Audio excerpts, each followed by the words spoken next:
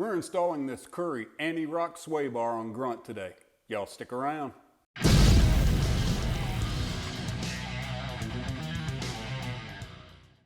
What's up, y'all? Welcome back to the channel. My name's Clint. Today we're going to be installing the Curry Rock Jock Antirock sway bar on Grunt. The Antirock sway bar is going to allow him to go to the trails and not have to disconnect and still provide the same articulation as having a disconnected sway bar, as well as not having to reconnect when she comes off the trail and still have that highway drivability without all the body roll.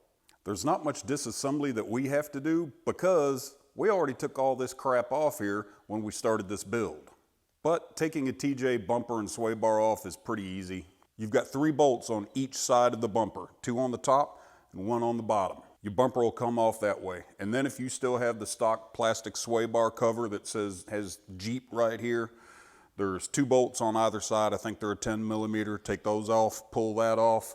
And then all you have to do is take these 2 15 millimeter bolts out on each side, disconnect your sway bar links, and pull your sway bar off. It's pretty simple. Now what you get with this kit is a new sway bar, 2 rocker arms, pinch bolts, bushings, sway bar end links, which are basically just threaded rods. One end is a left-hand thread, the other end is a right-hand thread.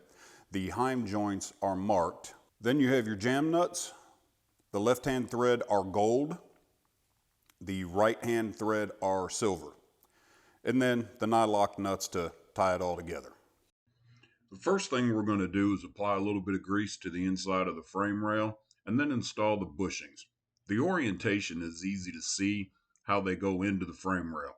Just try not to hit your thumb with a hammer like I did. Once you get it started, just drive it in.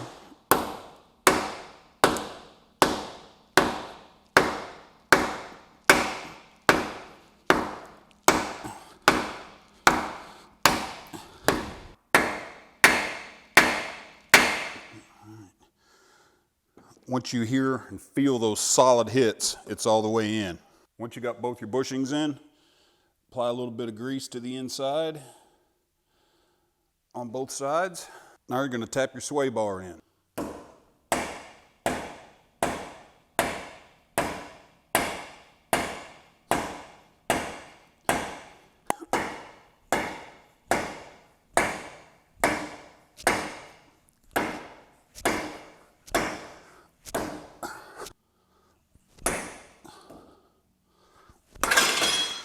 There it goes.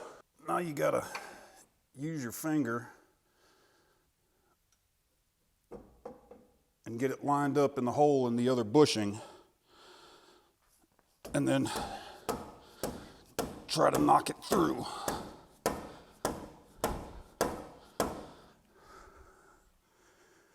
Yeah, it's in there.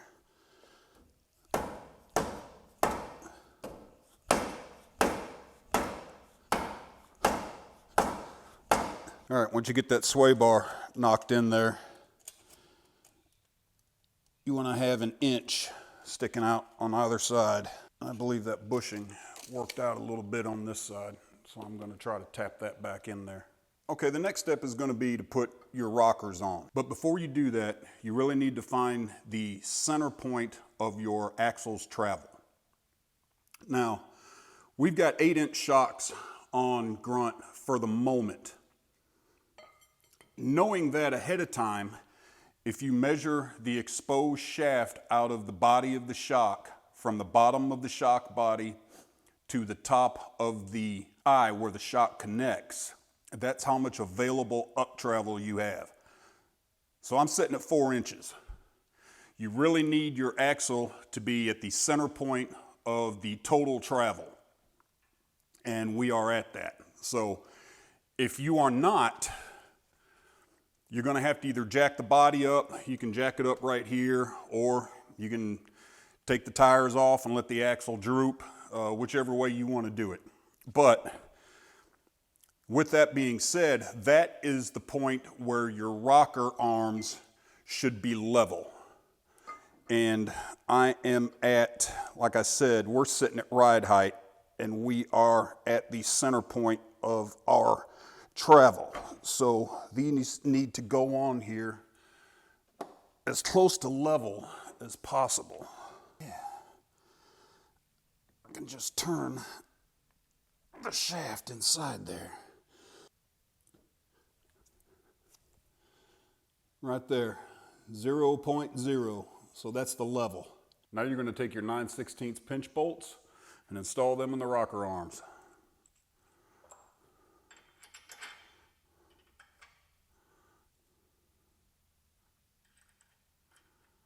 The instructions say torque to spec. I couldn't find any torque specs. There we go.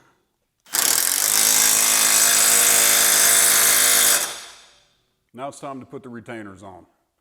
Got a silver washer, flat on this side, countersunk on this side. Got a flat-headed Allen bolt. It's an 1/8 inch Allen head.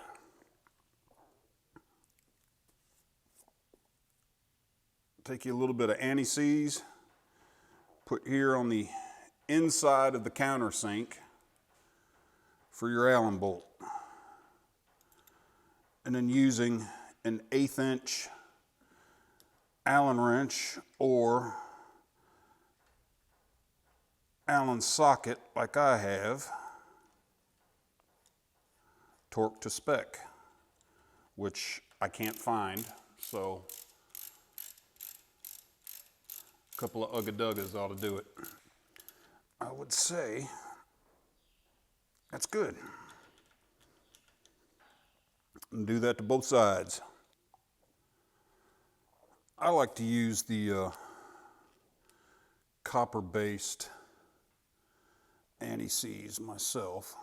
It's just my preference. Anti-seize is anti-seize, I guess.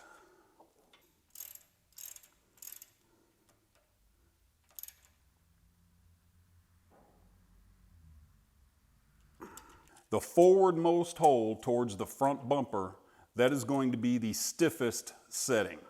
Then the one in the rear will obviously be the loosest setting, and the one in the middle will be right there in the middle.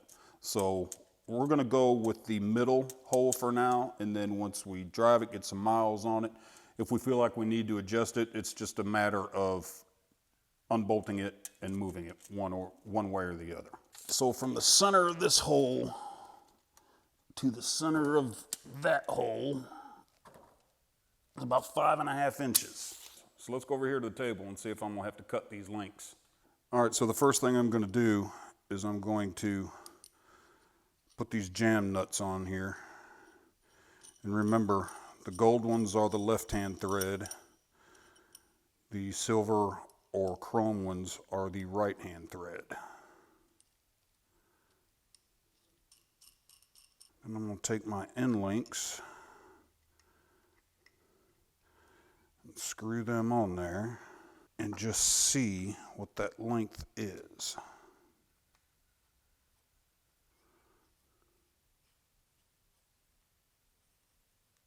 Oh no, that's way more than 5.5 inches. That's what she said. Oh yeah. 10 inches. So I'm gonna have to cut probably 2.5 inches off each end. Stand by. All right, so what I have determined is that since this is so custom, and even going on the Rock Jock website, they offer different rod lengths from 6.5 inches all the way up to 15 inches. So even 6.5 inches is still going to be too long.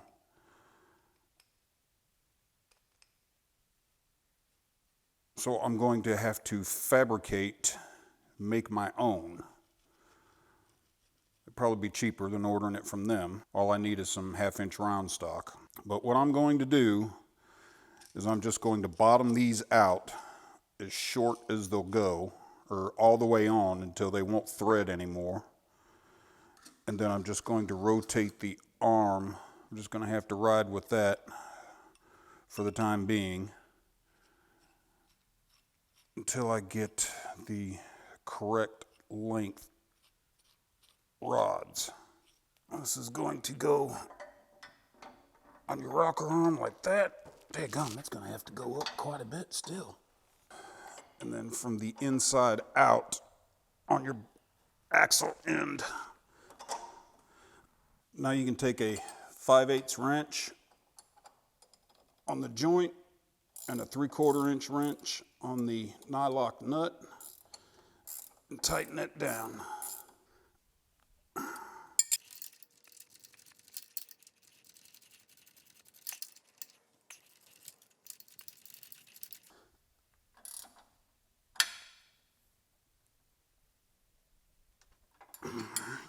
Using a 3/4 on the joint and a 19mm on the jam nut, tighten your jam nuts up.